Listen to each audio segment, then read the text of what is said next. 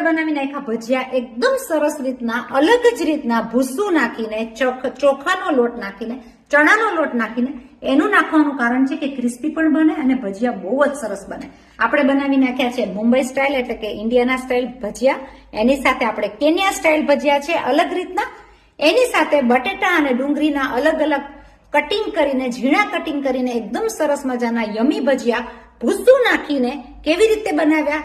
એની સાથે છે ચણાના લોટની કઢી, એકદમ મસ્ત મજાની ટમેટા અને કાકડીની ચટણી. એની સાથે સોસ સાથે પણ તમે ખાઈ શકો. અલગ અલગ રીતના ભજીયા એટલે ગમે એ માણસને ગમે ત્યારે આપો, બધાના મનગમતા, બધાના વાલા ભજીયા. અને આ છે તે વસ્તુ ફટાફટ બની જાય નાસ્તા માટે, ગમે ત્યારે લંચ માટે, ડિનર માટે.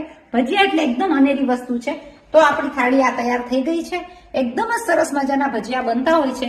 તમે કેની સાથે પણ ખાઓ, મિક્સ કરીને ખાઓ એટલે ભજીયા લાગે એકદમ સ્વાદિષ્ટ. કઈ રીતના બનાવ્યા જોવા માટે ક્યાં જશો? મારી ચેનલમાં સબસ્ક્રાઇબ કરો, લાઈક કરો, શેર કરો.